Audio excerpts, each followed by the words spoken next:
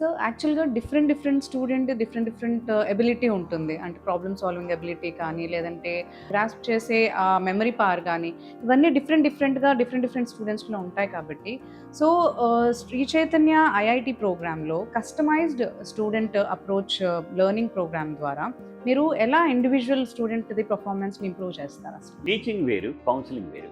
ఇవన్నీ కూడా కౌన్సిలింగ్‌లో వచ్చేటువంటి భాగాలు. ఎప్పుడైతే మేము కౌన్సిలింగ్‌కి టైం కేటాయిస్తామో, స్టూడెంట్‌కి, లెక్చరర్‌కి మధ్య కమ్యూనికేషన్ గ్యాప్ తగ్గుతుందో, స్టూడెంట్ లెక్చరర్ దగ్గరికి వచ్చి ఓపెన్‌గా డిస్కస్ చేస్తాడో, అప్పుడు లెక్చరర్‌కి అతని యొక్క సమస్య ఏంటో అర్థమవుతుంది. దాన్ని బట్టి ఏం చేస్తామంటే స్టూడెంట్‌కి సాగ్రిగేట్ చేస్తాం. ఈ స్టూడెంట్‌కి పరిగెత్తిచ్చేవాడిని పరిగెత్తిస్తాం. కాదు, వాడితో పాటు ఈక్వల్‌గా రానివాడిని డిస్కరేజ్ చేయకుండా వాడికి ఆ మోటివ్ ఇవ్వటం కోసం స్లోగా వాడిని ఎక్కడి నుంచి స్టార్ట్ చేయాలో ఈ కౌన్సిలింగ్లో వాడికి కాన్ఫిడెన్స్ లెవెల్స్ ఇంక్రీజ్ చేసే విధంగా వాడికి ఏ స్థాయి నుంచి ప్రాబ్లమ్స్ అయితే చెప్తే ఈజీగా ఉంటుందో వాటిని అక్కడ మేకప్. ఎందుకంటే చాలామంది స్టూడెంట్స్కి షై ఫీలింగ్, నలుగురిలో అడగటానికి భయపడతారు, ఫీల్ అవుతారు. తను అడిగే క్వశ్చన్ చిన్నదైతే ఎవరైనా నవ్వుతారేమో, ఎవరైనా చులకనగా చూస్తారేమో, ఒక రకమైనటువంటి ఇన్ఫీరియారిటీ కాంప్లెక్స్. మేము మా ఫ్యాకల్టీ అందరికీ, మా అడ్మినిస్ట్రేటర్స్ అందరికీ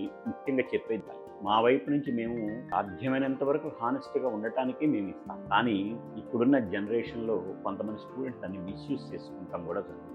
మేము అది ఎప్పటికప్పుడు వాళ్ళని అలర్ట్ చేస్తూనే ఉంటాం. ఇలా నిరంతరము స్టూడెంట్స్ మధ్యలోనే ఉంటాం కాబట్టి అదే మా సక్సెస్కి కారణం.